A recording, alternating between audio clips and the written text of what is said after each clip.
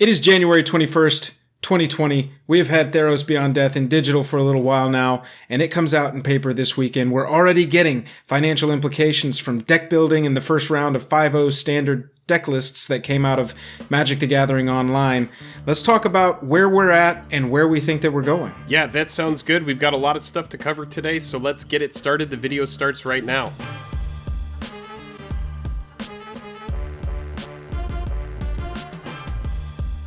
Hello and welcome to the day. Thank you for spending your time with us. I'm Jake. I'm Joel. Welcome back to another episode of Jake and Joel are Magic. Joel has done us the good work, and he has found the 5.0 deck lists that are popping up in digital Magic, and let's go ahead and talk about some of these decks, because this is going to be kind of an indicator, although not a complete indicator, of where the format is going, but it is going to kind of give us an idea. Absolutely. If we look at our initial list of the Mythics that are winning and losing after the first weekend, Heliod Suncrown has taken a big jump up because people have proven that Mono White is probably an archetype that can be built going forward.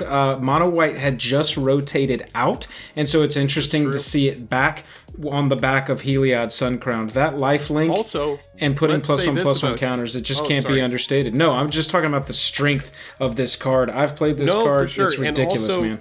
Also, there is the big combo that was talked about, Heliod and Walking Ballista, which is going on in Pioneer for the foreseeable future. We're going to see how powerful that is moving forward, but that is definitely going to have something to do with this card's price, and definitely the variants. I'm sure that there's a lot of variants that are all over the place right now for a lot of these cards.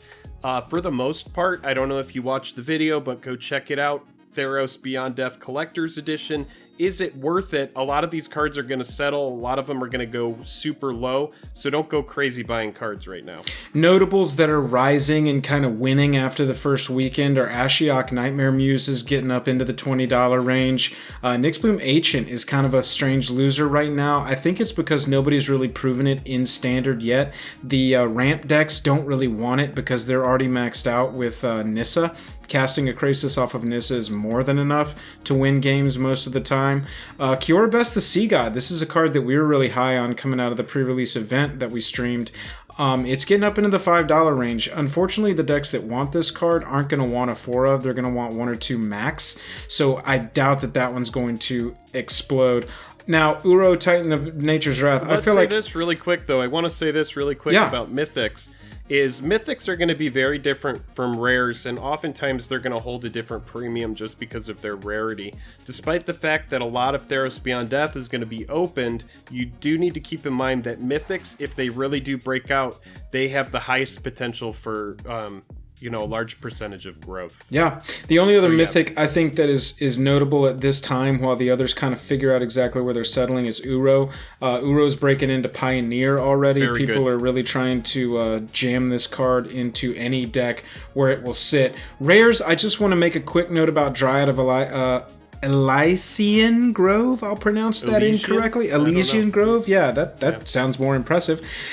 Dryad, the Chromatic Lantern Dryad. This dude is popping up in standard decks. I'm assuming that it's going to find homes in Pioneer decks as well. That enchantment, it being an enchantment itself, is very notable. I think that it's got a big butt. Right. That's a big butt, man. We always talk about that 4 butt, and it's such a big bump over 3. 3 just gets hit by so much more. Now, while a lot of decks are going to be running sideboard enchantment removal because of Theros in the wake of Theros Beyond Death, the card is still very, very, very good for 3 mana. Oh, yeah. It's already $11, so I can't really recommend that it's time to be buying into this card. However, it's so at this point, I would say hold off on that one because it's most likely going to go down. Let's jump into the real reason that I wanted to make the video today. I'm going to kind of back up out of this way.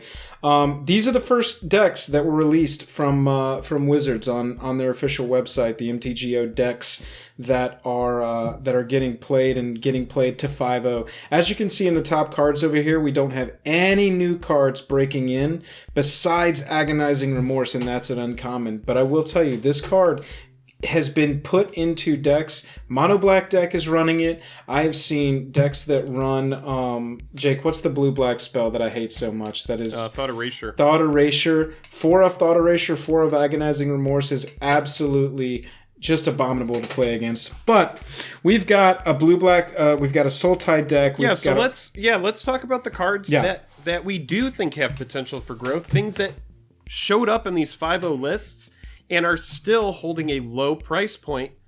Let's do it. Blue, black, green. The Sultai decks didn't show us anything really new. Blue, white showed us Dream Trawler, but that, again, like Kiora Best of Sea God, is never going to be a card that deck wants 4 of, so I doubt that card explodes, plus it's a rare.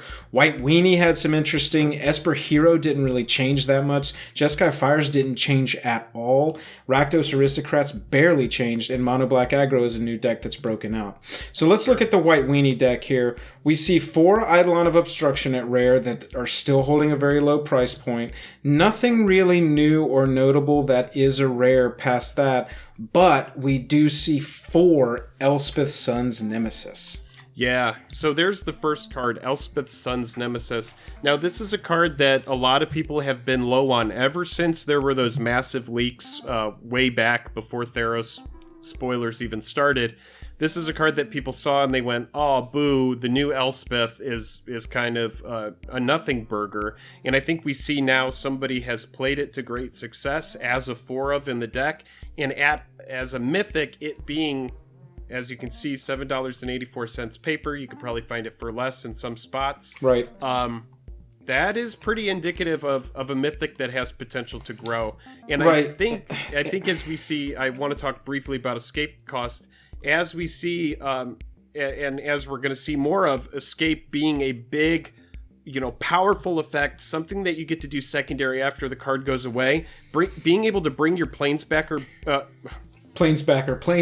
back, however you use your words. Yeah, Jake's absolutely right. Being able to bring this planeswalker back, and let me tell you, in a mono white deck, what you want to do is recover from board wipes well. What this card allows you to do is recover from board wipes. You can escape Elspeth and immediately get 2 1/1s back onto the field and start that process of rebuilding your board so that you can play an Unbreakable Formation or play a Venerated Loxodon and get that growth going again, so that you can go wide and start punching in. That's all I wanted to say. Yeah, I got you, man. I'm with you on that. Yeah. What I think is important here is that it's a mythic, number 1. It's a 4 of in this deck. If that holds true, it's going to need a 4 of. And I don't think that it's going to get much lower than this. I would say that this is the price right here, bottoming out, and we're in the valley right now, and it's only going to grow.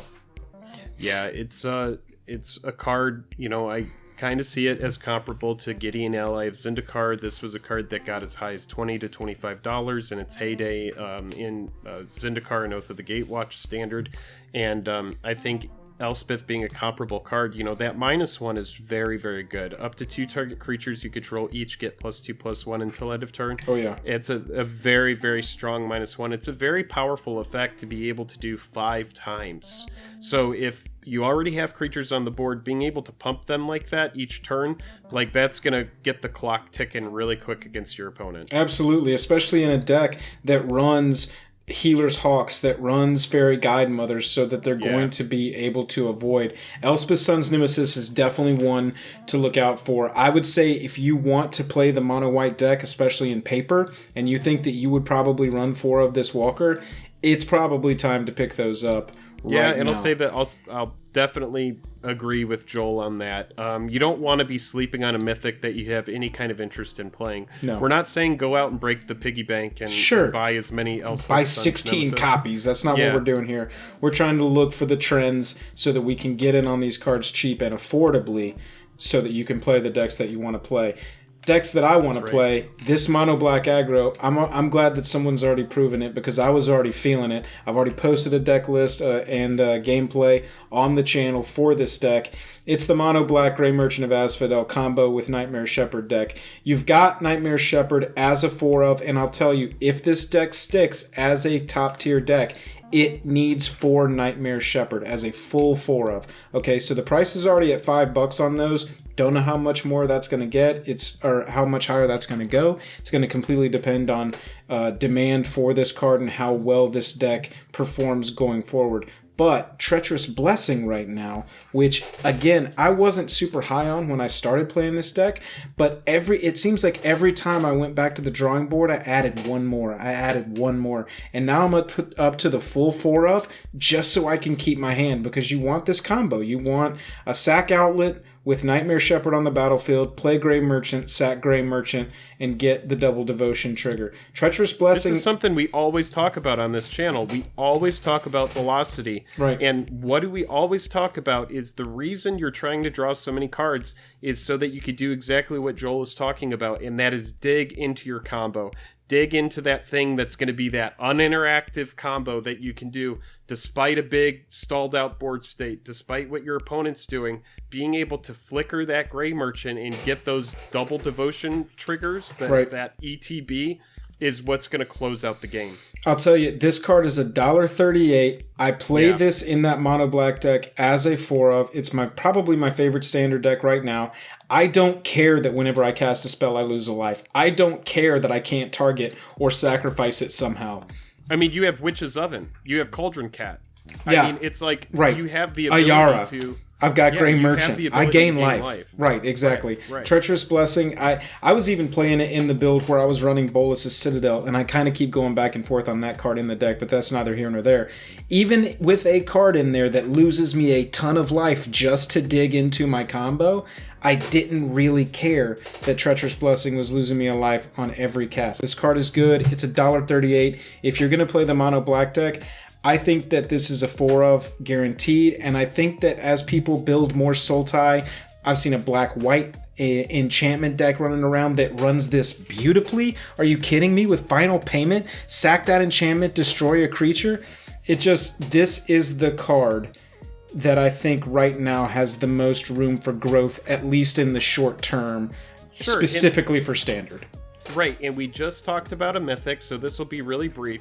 This is a rare, so the potential for growth is going to be smaller than a Mythic is going to be, as this is more prevalent. We're going to see it more often. But I think the foils on these, you could probably find pre-release foils for pretty cheap right now. So if this is a card that kind of like scratches that magic itch, that thing that you like about magic, I would say now's the time to get in. Absolutely. And I can see if the card really takes off, I could see it going up as high as like $5 to $7. That's exactly, you read my mind, dude. I was going to say, but as reading it as a 4 of, that needs to be a 4 of in a certain deck and has the potential to be 2 or 3 ofs in other decks. I mean, Murderous Rider 4 of, almost or over $5 each. Nightmare Shepherd 4 of, $5 each. You know what I'm saying? That's exactly what you want to look at. So I mean, if it's $1 now, if you can get play sets for like $4 or $5, I mean, now's the time to get in. Yep. Let's look at the Rakdos Aristocrats. This is a deck that was already running around, was already very strong. There were variations of it with Jund Sacrifice, Rakdos Sacrifice. This deck has been added to Woe Strider. Woe Strider has got an infinite, instant speed, no cost sack outlet built into it. I just don't think that can be spoken about enough of how good that is. Yeah, so Woe Strider is the card that's running alongside Witch's Oven as the additional sack outlet to give the deck more redundancy. Right. And, I play in Historic. I know nobody really talks about Historic, but I play Makeshift Munitions just as like a little bit of redundancy to go alongside the Witch's Oven, but it requires a one converted mana cost. Woe Strider doesn't require anything. There's no tap on it. You just sacrifice a creature, scry 1. So when you're taking something with Claim the Firstborn, or you're taking something with Active Treason, then, this is like, it's just perfect. It's like, I don't really know what more you want. Witch's Oven creates food, so I really like that, but this is just redundancy, and decks that have redundancy are the kind of decks that are able to, produce consistent games, and I'm happy to see it. It's also got some recursion in a deck that is going to be filling up its graveyard with stuff because it's sacrificing stuff. this is a card that can be sacrificed and can come back as a 5/4 that still has... And then it does things. Right. Then it really does things. Exactly. It brings with it another 0/1 and the Infinite Sack Outlet and the Scry 1. This card right now is priced on MTG Goldfish at $1.89. Yeah, and I think it's a fun card. People are experimenting with it, whether or not it is proven to be a big deal. I mean, these are the first 5/0 lists that we've seen. Right. But these are cards that, to Joel and I, we've been playing Magic for more than 10 years at this point. Joel a lot longer than me. And so when you look through the decks, you just see, okay, what is old hat? What is something from a previous set? What is something that we already know is good? What is something that's new? And so now we're talking about these new cards. And we're just evaluating them, and we're seeing, whoa, this is actually very low for being in a 5/0 list. And what is the potential here? I think the potential is good. And what do two of these cards have in common that we've talked about today? And they say escape on them. That's very true. I look at Woe Strider and I ignore everything else besides sacrifice another creature, with no cost built into it. And I see what will be a combo piece down the road for some crazy combo deck that someone much smarter at deck building than me figures out in Pioneer or Modern or Standard, some format where they've got a huge pool to choose from. Sure. And all they really need is that instant sack outlet. This is 3 mana cost. It's not expensive to get onto the battlefield. It's not restrictive. It's only 1 colored mana to complete that 3 CMC. I see this as a future breakout star for something that hasn't been developed yet. And in the short term, it's $1.89. It's a 4-of in what was... a goat, dude. It brings that 0-1 goat, too. It's a 4-of in one of the most powerful decks from prior to this set releasing. I just don't see how it can't go up from $1.89. Sure, and I want to say one more thing about the card, and this is going to sound super obvious, but if there's anybody new who's watching, just the ability to sack something at instant speed that your opponent may be targeting is always going to be beneficial because it puts you in the driver's seat of that situation. They could play their premium removal, and now you're sacking that creature that they're going to remove, and you're scrying 1. Jake, this is the best example of it right here. Right now, Murderous Rider is everywhere. They go to Swift End, destroy target creature, planeswalker, that adventure side. You sack the thing they're targeting, response. They don't get the other side. Right. It goes to the graveyard, they don't get to cast Murderous Rider because it has no legal target and it fizzles away. That's the best example. That's one of my favorite parts about Witches Oven. Yeah, the Witches Oven deck, right. Thing. Exactly right. We saw these Standard League 2021-20 decks, and I thought that it was just the perfect time to jump in and start looking at the early potential breakout stars. Like Jake said, we're not encouraging you to spend a single dime. Do not go out. I'm telling you specifically, don't go out and buy these cards. However, if you think that you want to play these, and you know that Treacherous Blessing, Woe Strider, things like Elspeth, Sun's Nemesis, if you want 4-ofs of these, in our opinion, this is as low as they're going to go. And they have the potential for absolutely high growth. Well, and that's by absolutely high, I mean, when a $1 card goes to a $5 card, you're talking about hundreds of percents up higher than it was. That's what I mean by huge gain. Right. $4 isn't a lot, but you know what I'm saying. Now is the time to get these, not buy 16 copies and flip them. That's not what we're encouraging. Well, Joel isn't encouraging it, but I absolutely am. I'm telling you, if you have $10,000, I want you to go and I want you to put it into these specific cards. Yeah. And I want you to pat yourself on the back, and I want you to check back in later and see where your money went. /S. We've lost over 80% of the MTG community, and that's where we are going to take it to the end. We really appreciate you watching. If you enjoyed the video, like we said, it really helps us out if you hit that subscribe button. So why don't you go down there and do that before you leave. If you want to hang out with us, we stream most Tuesday and Thursday evenings over on Twitch. Come join us over there. Search Jake and Joel or Magic. And if you want to support us further, we have a Patreon. The link is down in the description below. Jake, I'm tapped out. That's it, man. Go take out a second mortgage, buy all those cards, the 3 cards we just talked about, and ride that horse. Put them all into Elspeth's Son's Nemesis. Don't buy that house you and your wife have been looking at. Go buy Elspeth's Son's Nemesis en masse. Or don't.